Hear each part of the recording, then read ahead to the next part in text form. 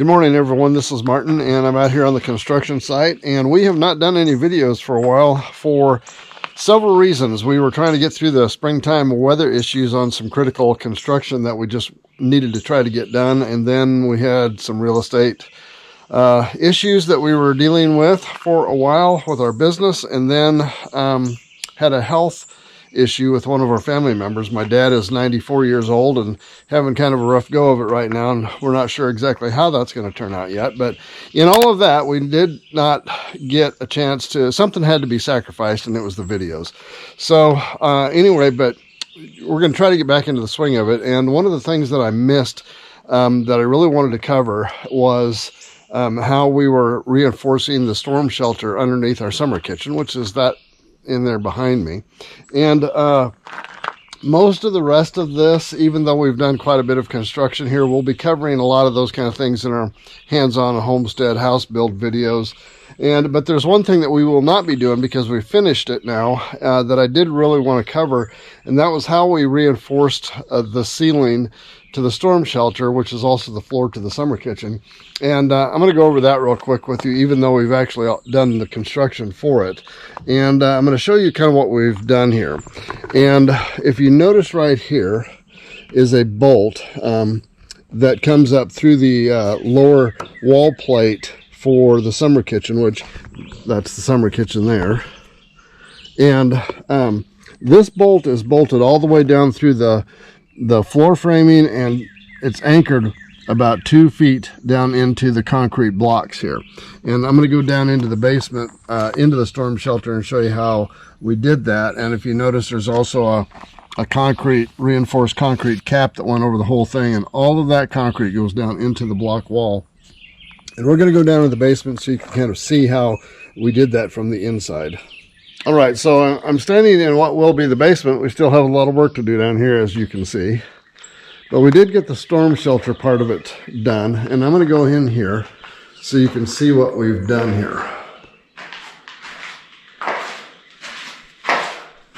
Now, all of these blocks are reinforced all the way down through into the foundation here.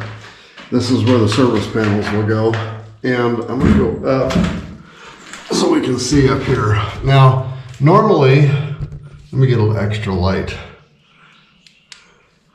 Okay, so normally this bolt right here would be anchored down into the foundation, or in this case, the basement wall, and it would anchor down the sill plate, which is this right here, the sill plate, and that would be anchored to the basement wall.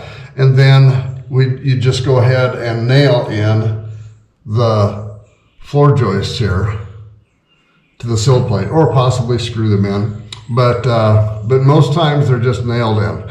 What we've done different here is, if you look over here, every few feet we went ahead and anchored a threaded rod all the way down into the basement wall, down in here into the concrete, which is also reinforced with rebar, and that goes all the way up through the upstairs floor and through the sill plate, or the bottom plate, for the upstairs kitchen.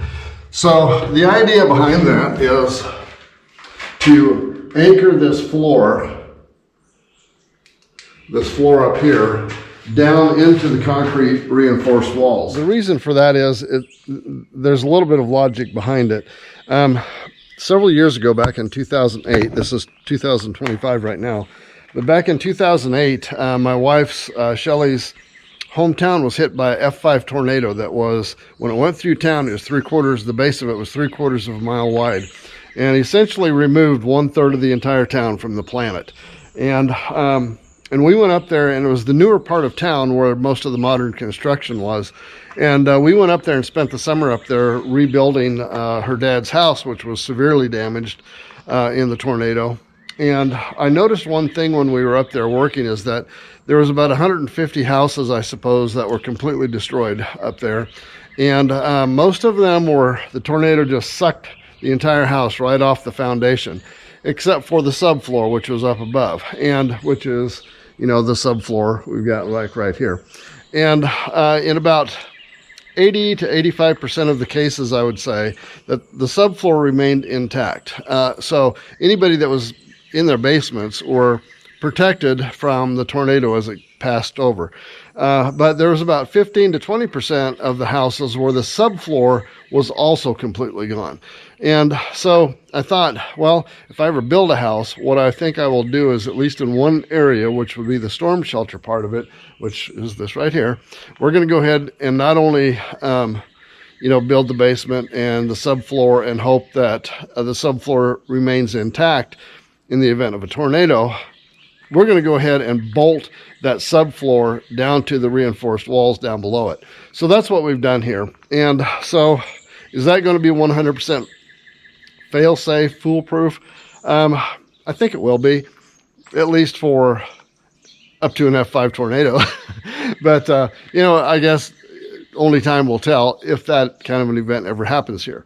But that's what I wanted to show you, is that we did actually do a reinforcement of the upper subfloor that makes up the floor of our summer kitchen up here, and what we did, and the reason why we did what we did there, and which is basically bolting everything all the way through, all the way from the upper wall plates or the lower wall plates of the upstairs on down into the concrete. So anyway, subscribe, hit the notification bell, and we'll see you next time. If you've enjoyed this video, give it a like and a share, and don't forget to hit the subscribe button down below and the notification bell. See you next time.